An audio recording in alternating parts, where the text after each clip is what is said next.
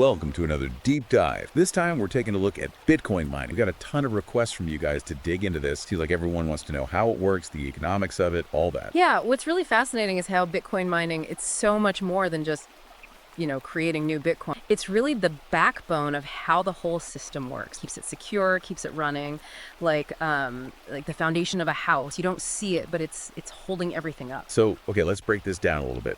Bitcoin is this decentralized digital currency, right? No government, no bank, no one's in control of it. It's all based on this tech called a blockchain. Exactly. It's really revolutionary. Think of the blockchain like a giant public ledger, like a record book that tracks every single Bitcoin transaction ever made. And Bitcoin mining is how we make sure all those transactions are legitimate, and it's how we add them to that record book securely. So are miners like digital detectives or something, like making sure everything checks out? That's a great analogy. Yeah, they're using powerful computers to solve these incredibly complex math problems. And the first one to solve it gets to add a new block of transactions to the blockchain. And for their efforts, they get rewarded with brand new Bitcoin. It's a system built on incentives. It encourages people to participate, and it keeps that network secure. Now that's a reward system I can get behind. But how did this whole thing get started? Well, our story begins back in 2009. With this mysterious figure, Satoshi Nakamoto. No one knows who they really were or are, but they published this white paper that basically introduced the concept of Bitcoin to the world. This totally new idea for a decentralized currency that wouldn't need any central authority. I mean, it was radical, and it really sparked this whole new world of finance. In the very beginning, could anyone just mine Bitcoin? Just boot up their old desktop and get going? You actually could. Back in the day, it was that simple. You could mine Bitcoin using your computer CPU. Just like mining Bitcoin while you check your email. It's crazy. But as more people got interested, obviously, and the value of Bitcoin went up, things started to change. This got harder to mine then. More people joined in. Exactly. The more miners came on board, the more difficult those math problems became. It became this kind of an arms race to get the most powerful hardware. So what happened next? Everyone just running out to buy the biggest, baddest computers they could find. It did start that way. People quickly switched from using CPUs to GPUs, those graphics cards that gamers use. Much better at crunching numbers, right? Then came FPGAs, even faster. But the real game changer was when ASICs came along. ASICs, what are those? Application-specific integrated circuit. Basically, chips designed for one thing and one thing only. Mining Bitcoin. They were so much faster, so much more efficient than anything that came before. It was a total revolution. So that was the end of mining Bitcoin at home on your old computer. Pretty much, yeah. The ASICs changed the game entirely. And that's when we saw these large-scale mining farms start popping up all over the place. Huge warehouses just filled with racks and racks of these ASIC miners, all working 24/7, solving those math problems and trying to get those Bitcoin rewards. Wow. So Bitcoin mining went from like a hobby to this massive industrial operation. Exactly. It's a fascinating evolution, actually. It kind of mirrors the way technology changes in other industries, doesn't it? But I think we're getting ahead of ourselves. We've talked about the hardware, but what about the economics of it all? How does a miner actually make money doing this? Yeah, that's what I'm curious about. It can't just be about solving math problems, right? No, right. Well, there's this whole economic ecosystem built around Bitcoin mining. And it all comes down to balancing the costs with the potential rewards, right? So miners have to think about electricity costs, obviously, the price of the hardware itself, and then the difficulty of mining at any given time. Okay, so if Bitcoin's price goes up, miners make more money. Yeah. But what happens when the price drops? Do they all just shut down shop? Well, it's not quite that simple. Yeah, Bitcoin's price, it is volatile. We know that. But there's this built-in mechanism that actually adjusts how difficult it is to mine to make sure new Bitcoins are created at a steady rate. So even when the price drops, miners can still make a profit. It might be smaller, but they can still make money. It's all about staying ahead of the curve, keeping those profits rolling in. Okay, let's talk about something that's been in the news a lot. This whole thing about the environmental impact of Bitcoin mining. Is it really as bad as everyone says? The energy consumption, yeah, it is a valid concern. It takes a lot of electricity to run all those ASIC miners 24 hours a day. Some estimates say Bitcoin uses as much energy as some entire countries in a year. It's a lot of power. Are there any ways to make it maybe a little greener? Are people working on that? There are. Yeah, absolutely. There's this growing movement towards what they call green mining, basically using renewable energy sources like solar, wind, hydropower, to power the mining operations. And actually, some miners are setting up in places where there's a lot of renewable energy already to try and minimize their impact, Okay, that's good to hear. I mean, it sounds like there's a lot of room for innovation there. Let's switch gears for a minute and talk about security. Yeah. I've heard about this thing called a 51% attack. How real of a threat is that? So a 51% attack, it's It's a theoretical vulnerability, let's say. It's where, like, some entity gets control of more than half of the network's computing power, and then potentially could manipulate the blockchain, like a hostile takeover almost of the whole Bitcoin network. So could they, like, steal everyone's Gitcoin? Not exactly. I mean, it wouldn't be that simple. 51% attack, if it did happen, could maybe allow someone to double spend Bitcoins or block certain transactions. But they wouldn't be able to just take everyone's coin. It's more about disrupting the network than actual theft, you know? Okay, that's a little less scary. But why hasn't anyone actually done this? Pulled off one of these attacks? Is it even possible? It's possible in theory, but it's incredibly difficult and expensive. The Bitcoin network is designed to be very resilient. Think about it. To control that much computing power, you'd need a ridiculous amount of resources and coordination. And plus, if you did manage to do it, it would probably crash the price of Bitcoin so much that it wouldn't even be worth it. You know what I mean? So it's like self-defeating. Exact. The economics of it actually work against a 51% attack succeeding. But that doesn't mean we can just ignore it, right? Security is always going to be a concern. And the Bitcoin community is constantly working on ways to make the network even more secure. It's like a constant arms race, trying to stay one step ahead. Speaking of the future, what's next for Bitcoin mining? Any crazy new innovations coming down the pipeline? Ooh, there are some exciting. I mean, it's hard to predict the future, but one thing that's super interesting is the development of new, even more specialized hardware. I mean, we're already seeing companies pushing the limits of what's possible with these new generations of ASICs. So the hardware arms race is still going strong. Oh, yeah.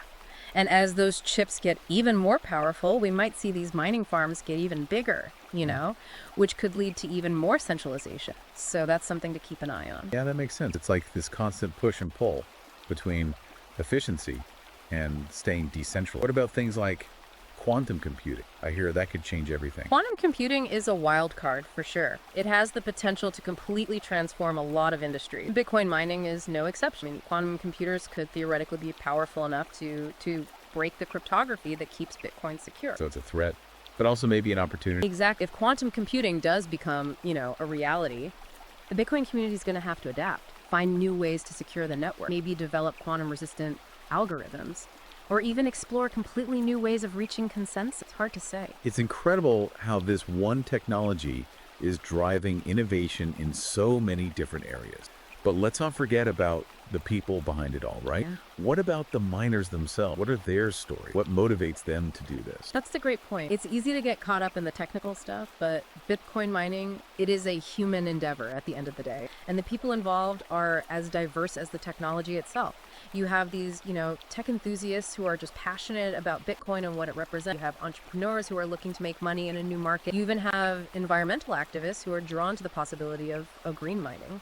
It sounds like there's a whole subculture built around this, a real sense of community. Oh, absolutely. There's a strong sense of camaraderie among Bitcoin miners. They're always sharing knowledge, you know, resources, even strategies. You'll find these online forums, conferences, all buzzing with people talking about the latest hardware, software, mining techniques. It's a global community, really, united by this belief in the power of Bitcoin. It's amazing how technology can bring people together like that from all over the world. Yeah. But it's not all sunshine and roses, right? What are some of the challenges that miners face on a daily basis? Yeah, Bitcoin mining is a tough business, no doubt about it. It takes a lot of upfront investment, and the rewards aren't always guaranteed. The price of Bitcoin is volatile, as we said, and the difficulty of mining is always changing. Plus, the competition is fierce. To really thrive in this environment, you have to be, you know, tech savvy, business minded, and you have to be able to adapt to change really quickly. You need a certain kind of grit to make it in the world of Bitcoin mining. I'd say so, yeah. It's not for everyone, but for those who are willing to put in the work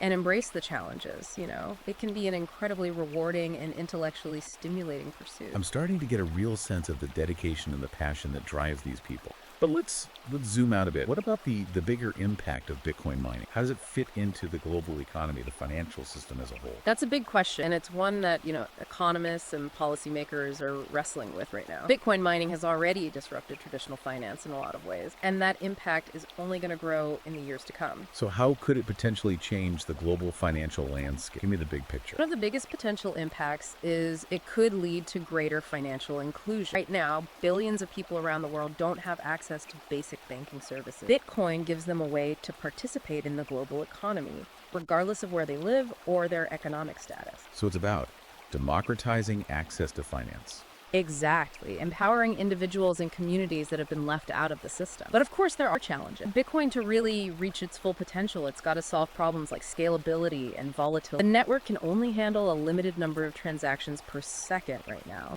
and the price swings can make it risky for some people. So it's a work in progress, but with a lot of potential upside. That's it. Bitcoin's still young, it's constantly evolving and adapting. And the future of Bitcoin mining, well, it's tied to the future of Bitcoin itself. This deep dive has been incredible so far. We've talked about the technical side, the economics, the environment, security, and even the human stories behind it all. We keep coming back to this one idea, though, centralization. Why is that concept so important to Bitcoin mining? Centralization is at the core of Bitcoin. It's the idea that no single entity has control over the network. No government, no corporation, no individual. And Bitcoin mining, it plays a vital role in making sure that decentralization stays in place. Okay, break that down for me. How does mining actually contribute to a decentralized system? Well, remember, it's the miners who are validating those transactions and adding them to the blockchain. And since, theoretically, anyone can become a miner, it prevents any one entity from taking over the network or manipulating it for their own benefit. So it's about distributing the power instead of concentrating it in the hands of a few. Exactly. It's a system designed to resist censorship and control, which is a really powerful concept. But maintaining that decentralization, it's a constant challenge. What are some of the things that threaten Bitcoin's decentralized nature?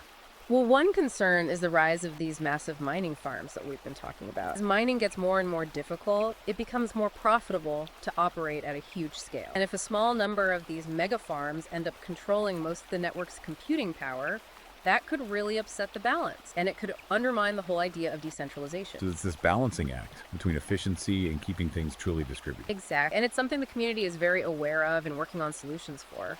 What kind of solutions are people exploring to keep things decentralized? Well, there are a few different approaches. One is to develop more energy-efficient mining hardware that would allow smaller miners to compete more effective.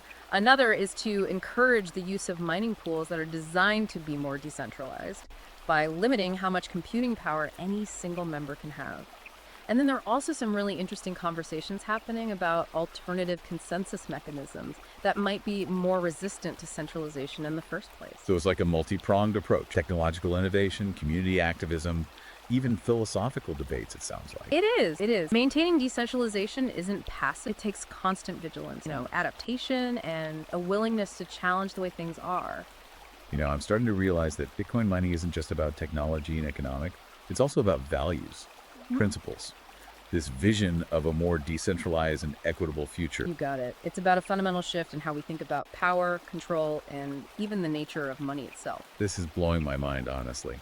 We've gone from the nuts and bolts of how a mining rig works to the philosophy of a decentralized future. But let's bring it back down to earth for a second. We've talked about the potential benefits of decentralization.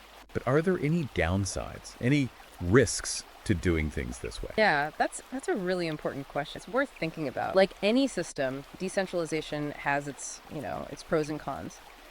One potential downside is that decision-making, it can be a lot more complicated and potentially slower. With a centralized system, you have someone in charge, right? Decisions get made quickly. But in a decentralized system, you need to reach consensus among a much larger group, and that can take time. It can lead to disagreements. So it's like a trade-off then between efficiency and resilience. A centralized system, maybe it can move faster, but a decentralized system is harder to manipulate or break. Right. Exactly. Another potential issue with decentralization is that, you could have fragmentation. The community gets too divided and they can't agree on things. It can lead to instability, maybe even a split in the network. Yeah, that makes sense. It sounds like finding the right balance is key. Yeah. But let's get a little more practical here for a minute. You said earlier that anyone can become a Bitcoin miner. But realistically, how does that actually work? What do you need to get started? Yeah, you're right. It's not as simple as it sounds. It does take some technical know-how. And the initial investment can be pretty significant. First thing you need to do is decide on your hardware. Basic miners are the way to go if you're serious about it, but they are expensive. And then you got to factor in the cost of electricity, which is, that depends a lot on where you are. So your location matters. I'd imagine places with cheap electricity are going to be hotspots for miners. Oh yeah, absolutely. Electricity costs, that's one of the biggest expenses for miners. So a lot of them are setting up in places where power is cheap and plentiful, like countries with hydroelectric dams or geothermal energy. It's like a modern day gold rush, people looking for the best condition. What else do you need to think about? besides electricity and hardware? Well, you need a solid internet connection, obviously. And you need to decide on a mining pool to join. Mining pools, they let miners combine their computing power, which increases their odds of actually earning some Bitcoin. And then you'll need to choose some mining software and learn how to use it. That can be pretty simple or pretty complex, depending on your technical skills. So there is a learning curve. Yeah. But it sounds kind of adventurous. Yeah. What advice would you give to someone who's curious about mining, but maybe a little intimidated by it all? I'd say just start small. Learn as you go. There are tons of resources online, communities of miners who are always happy to help, give advice. You can troubleshoot problems together. And as you gain experience, you can always scale up your operation later on. Start small, learn, and grow. That's good advice for almost anything in life, really. Yeah. Let's step back for a second and talk about the bigger picture. Some people say that Bitcoin mining is a waste of energy, that it's just a speculative bubble, no real value. What's your take on that? Those are legitimate concerns, for sure. And we should take them seriously. The energy consumption is something the community is working hard to address, like we talked about with green mining. As for whether it's just a bubble, well, I think it's important to remember that Bitcoin is still a young technology. Its value is still being debated, figured out. So too early to write it off completely? I think so, yeah. Bitcoin has already proven itself as a store of value, a medium of exchange, and a tool for financial inclusion, like we were talking about. And the technology behind it, the blockchain, has the potential to revolutionize so many other industries, beyond just finance. It sounds like there's a lot more to this story than we even realize. Bitcoin mining isn't just about making new coin. It's about pushing the boundaries of technology, challenging the systems we're used to, exploring new possibilities. Yeah, I like that. It's about innovation, experimentation, Good. and a belief that, decentralized systems can create a more fair and resilient world. This has been an amazing deep dive. Seriously, we've gone from the nitty-gritty details of mining hardware all the way to the philosophical implications of decentralization. And we've barely scratched the surface. We hope you'll continue to explore this for yourself. Keep learning, keep asking questions. And if you want to really go deep, check out the book Bitcoin Mining: The Uncensored Journey. It's available on Amazon Kindle and Google Play Books. It's a really great resource for anyone who wants to go beyond the headlines and really understand how this whole thing works. It sounds like the perfect way to continue this journey. That's all for this deep dive, folks. Thanks for joining us. Until next time, keep exploring and keep diving deep.